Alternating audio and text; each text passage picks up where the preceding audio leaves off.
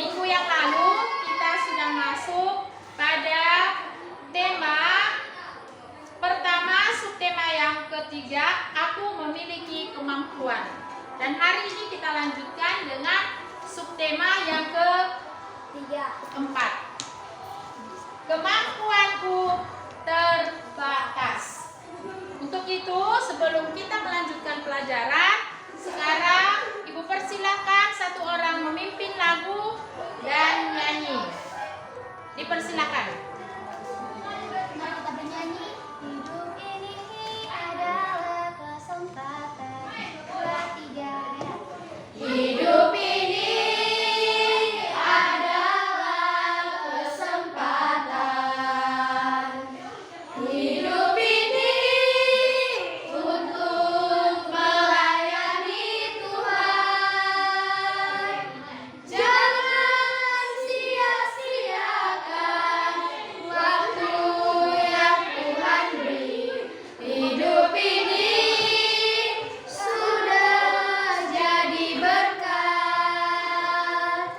Oh Tuhan, pakailah hidupku selagi aku masih kuat. Bila saatnya nanti ku tak berdaya lagi, hidup ini sudah jadi berkat. Mari kita bersatu dalam doa, dalam nama Bapa dan Putra dan Roh Kudus. Puji dan syukur kami panjatkan kepadamu Tuhan. Terima kasih atas berkat yang Kau berikan kepada kami. Hingga pada hari ini kami dapat berkumpul di tempat ini. Di sini Tuhan kami ingin melaksanakan pembelajaran kami. Hadirlah di tengah-tengah kami agar kami dapat mencerna pelajaran yang diberikan oleh guru kami. Berikanlah kesabaran kepada guru kami agar dapat mengajar kami dengan baik. Doa ini kami sampaikan dengan perantaraan Yesus Kristus Juru Selamat kami. Amin. Dalam nama Bapa, Putra, dan Roh Kudus. Amin.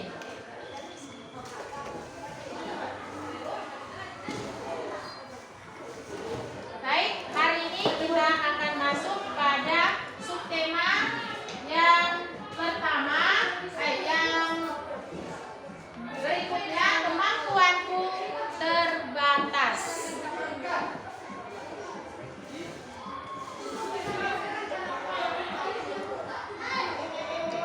Nah, pada minggu sebelumnya kita sudah mempelajari aku memiliki kemampuan. Nah, setiap orang memiliki kemampuan yang berbeda-beda. Nah, hari ini kita akan masuk pada subtema yang berikutnya, kemampuanku terbatas. Kita sebagai umat manusia wajar bersyukur kita diberikan oleh kemampuan. Oleh siapa yang memberikan kemampuan? Oleh Tuhan. Ya. Tetapi juga perlu menyadari kemampuan itu tidak selamanya sempurna. Ya, kemampuan yang kita memiliki keterbatasan. Itulah yang akan kita pelajari pada materi pelajaran hari ini.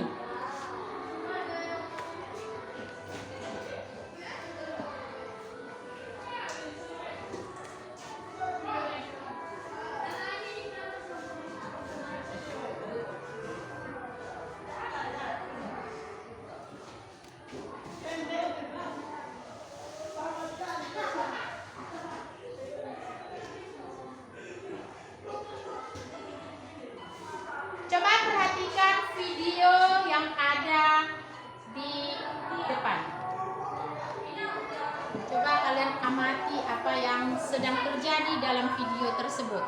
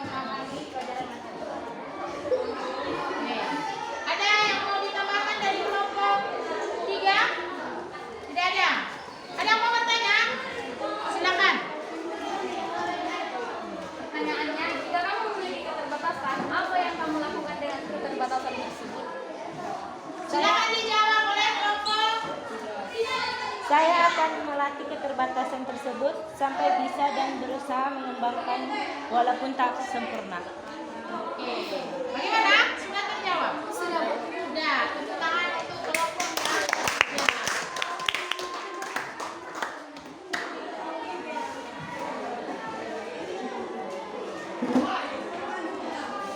Perhatikan, setelah kita berdiskusi, kita lebih memahami apa itu yang namanya keterbatasan dan bagaimana mengatasi keterbatasan yang kita miliki. Setiap manusia mempunyai keterbatasan. Tadi baru saja kita tonton video di mana seseorang yang memiliki keterbatasan fisik. Bagaimana tadi videonya itu? Apa keterbatasan yang ada di video tadi?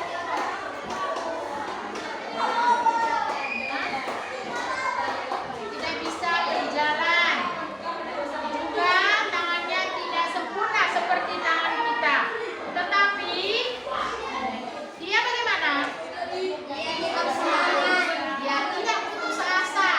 Selain itu, dia selalu berusaha. Maka semua pekerjaan rumah dia bisa kerjakan sendiri. Walaupun kakinya tidak bisa berjalan normal seperti kita, tangannya juga seperti itu. Tapi dia bisa menggunakan bagian-bagian tubuhnya untuk menyempurnakan semua sehingga pekerjaan yang kita kerjakan sebagai orang normal dia bisa lakukan. Nah itu butuh perjuangan yang luar biasa. Ya. Nah, jika manusia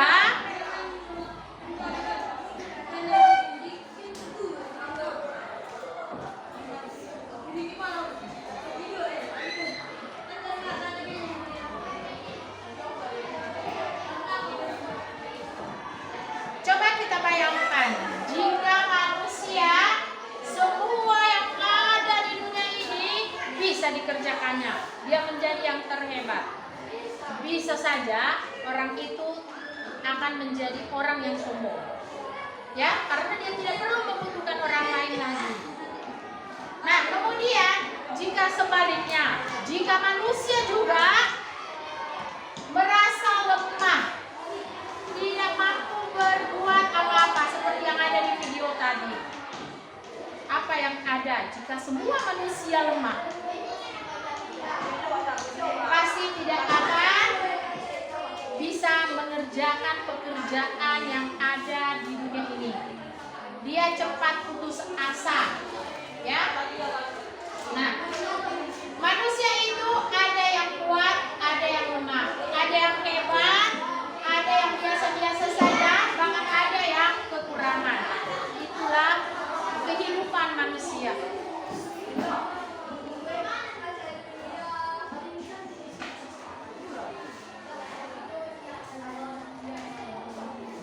Sikap yang harus kita bangun, sikap yang harus kita lakukan untuk menghadapi keterbatasan-keterbatasan dalam diri kita. Nih, yang pertama,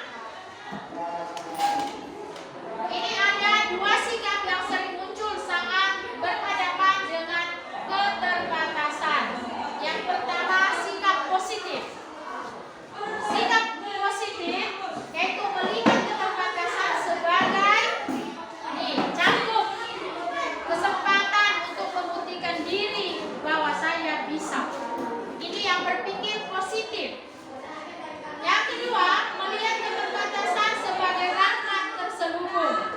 Allah punya rencana indah untuk membantu dan menolong. Baru yang ketiga, dampaknya apa? Apa yang terjadi ketika orang berpikir positif tentang keterbatasannya? Ini, orang akan berjuang, lebih tekun, setia, berpengharapan, dan hasilnya akan sukses dan bahagia. Sikap yang kedua yaitu sikap negatif. Nih, bagaimana yang orang manusia yang bersikap negatif? Nih, melihat keterbatasan sebagai kelemahan, menakutkan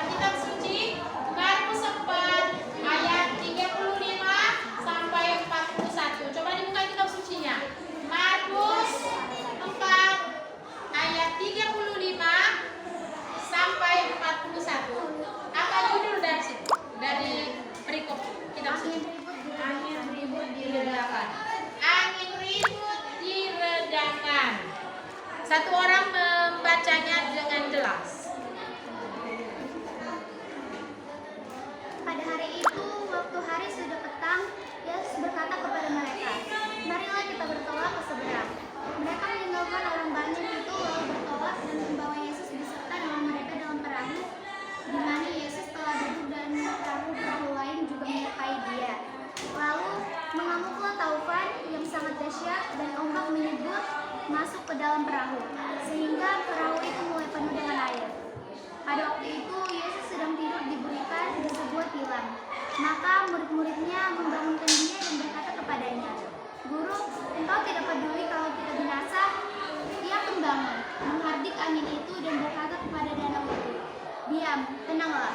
Lalu angin itu reda dan danau itu menjadi teduh sekali. Lalu ia berkata kepada mereka, "Mengapa kamu begitu takut? Mengapa kamu tidak percaya?" Mereka menjadi sangat takut dan berkata seorang kepada yang lain, "Siapa gerangan orang ini sehingga angin dan danau pun taat kepadanya?" Demikianlah. Nah, setelah kita mendengarkan bacaan kitab suci tentang keterbatasan, maka kita menyadari bagaimana murid-murid Yesus menanggapi kekurangan dan kelemahan mereka ketika diterpa oleh angin ribut. Kepada siapa mereka minta tolong? Kepada Yesus. Nah, kita juga dalam kehidupan sehari-hari kita pasti punya keterbatasan, pasti punya kekurangan. Maka untuk itu kita harus meminta pertolongan kepada Yesus, kepada Tuhan. Jika kita mengalami kekurangan, kelemahan, dan keterbatasan, kita hendaknya menanggapi keterbatasan kita dengan cara positif, ya, jangan cara negatif. Itulah yang mau kita jalani pada pelajaran hari ini. Semoga anak-anak ibu yang sudah mendengarkan pelajaran ini, jika di suatu hari nanti kamu menghadapi masalah, kamu menghadapi kekurangan, keterbatasan dirimu, maka tidak menghadapinya dengan cara negatif. Kita hendaknya menjadi orang-orang yang kuat, ya. Dan jika betul itu susah, sulit, maka kita minta pertolongan Tuhan, supaya Tuhan akan membuka jalan, ya, memberikan jalan yang terbaik untuk kita. Nah, tugas di rumah, nanti ada tugas di rumah, tolong dituliskan.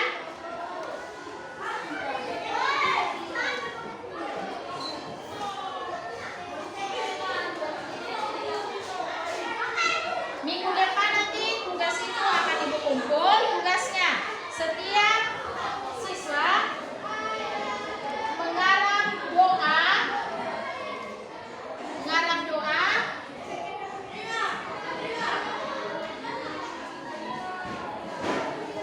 tentang keterbatasanku. Ya, aranglah doa tentang keterbatasanku. Ya, jadi itu doa. Jika kamu mengetahui ada keterbatasanmu, kamu buatlah doa kepada Tuhan dan dibuat secara tertulis. Nanti akan ibu kumpulkan minggu depan. Nah, sekian saja penjelasan dari ibu hari ini. Sekarang kita tutup dengan doa yang dipimpin oleh siapa?